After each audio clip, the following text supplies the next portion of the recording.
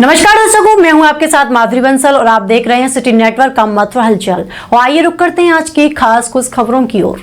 थाना नौजिल क्षेत्र के प्राथमिक विद्यालय में इस्लामीकरण के आरोपों का सामना कर रहे प्रधान अध्यापक जान मोहम्मद को बड़ी राहत मिली है। बेसिक शिक्षा अधिकारी बीएसए कीर्ति रतन ने जांच रिपोर्ट के आधार पर उन्हें क्लीन चिट देते हुए तत्काल प्रभाव से बहाल कर दिया है। सोमवार को जारी उद्देश्य के बाद उन्होंने पुनः उसी विद्यालय में तैनात कर दिया गया है जहां वह पिछले 18 वर्षों से कार्यरत है। बीते दिनों भाजपा के स्थानीय मंडल अध्यक्ष ने जान से मोहम्मद स्कूल में धार्मिक गतिविधियों को बढ़ावा देने एवं इस्लामीकरण करने का आरोप लगाते हुए गंभीरता दिखाते हुए बीएसए कीर्ति रतन व जान मोहम्मद को तत्काल प्रभाव से निलंबित कर दिया था और मामले की निष्पक्ष जांच के लिए 2 दिवसीय सदस्य समिति गठित की गई थी। बीएसए कीर्ति रतन ने मीडिया को बताया कि 2 सदस्य जांच समिति ने अपनी विस्तृत रिपोर्ट सौंप दी है जिसमें जान मोहम्मद के खिलाफ लगाए गए सभी आरोप निर्धारित पाए गए हैं। समिति की रिपोर्ट का संज्ञान लेते हुए महज 3 दिनों के भीतर निलंबन वापस लेने का निर्णय लिया गया है और समिति की अनुशासन के आधार पर उन्हें बहाल कर दिया गया है। उन्हें उसी स्कूल में भेजा गया जहां वह पिछले 18 सालों से तैनात थे। क्या हुआ पूरा? मैं जान मोहम्मद का मुझ पर जो आरोप थे इरादार गलत थे। किसी ने लगाए थे, पता नहीं, मैं भी नहीं जानता उसको, वो मुझे भी नहीं जानता है। लेकिन उसकी जांच हुई है तो निराधार पाई गई। इस पर जांच हुई, उसमें कोई ने, मैंने भी जांच में सहयोग किया और मैं बहुत बहुत आभारी हूँ बीएसए मैम का, जिन्होंने निष्पक्ष जांच कराई और मुझे इतनी जल्दी से, मुझे तो उम्मीद भी नहीं थी कि इतनी जल्दी से मुझे बहाल करेंगे, इतनी जल्दी से बहाल किया है उन्हें, बहुत बहुत आभारी हूँ। आप कहाँ धन्यवाद देता हूँ। कहाँ तैनाती है आपकी और किस पद पे है? विद्यालय नौजिल में है, प्रधान अध्यापक पद पर हूँ।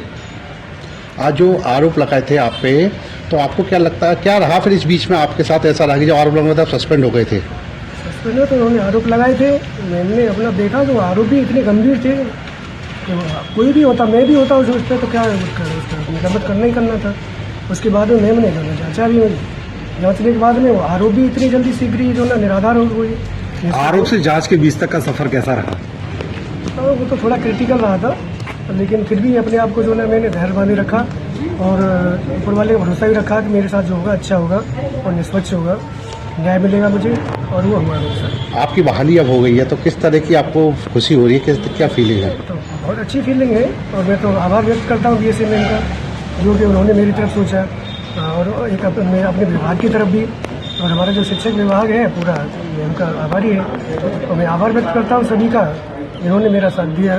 जो जांच समिति है और उन्होंने अपनी रिपोर्ट में इनको निर्दोष माना और उस समिति का संज्ञान लेते हुए मैंने उनको बहाल किया 3 दिन के अंदर और इनको वही विद्यालय मिला है जिस विद्यालय में उन्होंने पिछले 18 साल में बहुत मेहनत की है और मैं बहुत खुश हूँ।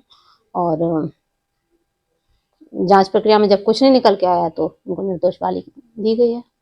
अगर बात है जिस तरीके से बिना जांच के इनको सस्पेंड किया गया था, किस तरीके से देखते हैं इसको आप? देखिए, बिना जांच के सस्पेंड करना, पहले बात तो लोगों के अंदर ये भ्रम है कि सस्पेंशन कोई दंड है।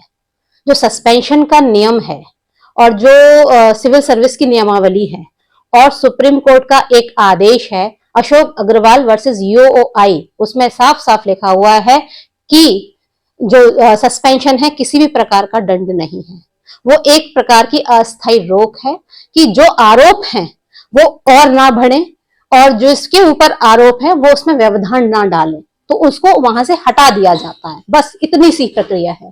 जो दंड है वो तो जैसे किसी की वेतन वृद्धि रोक दी जाए, ये एक दंड है। सस्पेंशन कहीं से भी कोई दंड नहीं है, इसलिए जो मैंने किया प्रथम दृष्टया गंभीर देखते हुए आरोपों को मैंने इनको सस्पेंड किया था, क्योंकि अगर मान लीजिए 1% के लिए उसमें कहीं से भी सच्चाई होती तो जो स्थिति है वो बहुत गंभीर हो सकती थी।